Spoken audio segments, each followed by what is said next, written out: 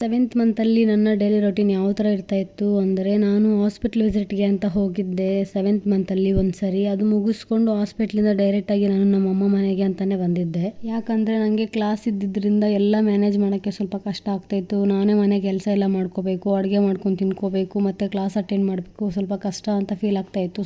ಸ್ವಲ್ಪ ದಿನ ಊರಿಗೆ ಹೋಗಿ ಬರೋಣ ಅಂತ ಊರಿಗೆ ಬಂದಿದ್ದೆ ನಾನು. ನಮ್ಮಮ್ಮ ಮನೆಯಲ್ಲಾದರೆ ಬರೀ ಕ್ಲಾಸ್ ಅಟೆಂಡ್ ಮಾಡೋದು ಅಷ್ಟೇ ಇರುತ್ತೆ. ಎಲ್ಲ ಕೆಲಸ ಊಟ ಎಲ್ಲ ಅವರೇ ಮಾಡಿಕೊಡ್ತಾರೆ. ಈಸಿ ಆಗ್ತಾಯಿತ್ತು ನನಗೆ. ಈ ಮಂತಲ್ಲೇ ಕ್ಲಾಸ್ ಕೂಡ ಎಂಡ್ ಆಗುತ್ತೆ ನನಗೆ.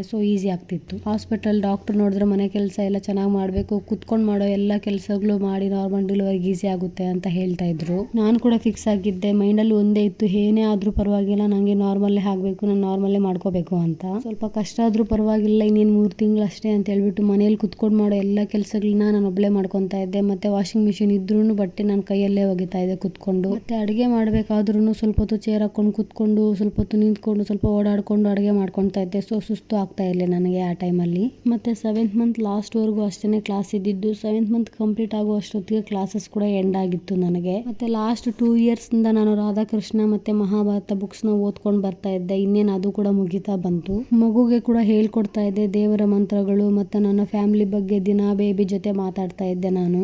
ಮತ್ತು 7th ಮಂತಲ್ಲಿ ಕೂಡ ನನ್ನಲ್ಲಿ ಏನೂ ಚೇಂಜಸ್ ಆಗಿರಲಿಲ್ಲ. ಸುಸ್ತು ಆ ಥರ ಏನೂ ಇರಲಿಲ್ಲ. ಕರೆಕ್ಟಾಗಿ ಮೇಂಟೈನ್ ಮಾಡಿದೆ. ಡಿಹೈಡ್ರೇಷನ್ ಆ ಥರ ಏನೂ ಆಗೇ ಇರಲಿಲ್ಲ.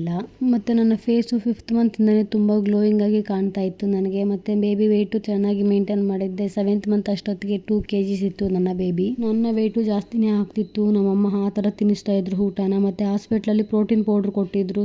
ಅದು ವೆಯ್ಟ್ ಇನ್ಕ್ರೀಸ್ ಆಗೋಕ್ಕೆ ಹೆಲ್ಪ್ ಮಾಡ್ತು ನನಗೆ. ಈ ಥರ ಇತ್ತು ನನ್ನ 7th ಮಂತ್ನ ಡೈಲಿ ರೊಟೀನ್. ವಿಡಿಯೋ ಇಷ್ಟ ಆಗಿದ್ರೆ ಲೈಕ್ ಮಾಡಿ, ಫಾಲೋ ಮಾಡಿ. Thank you.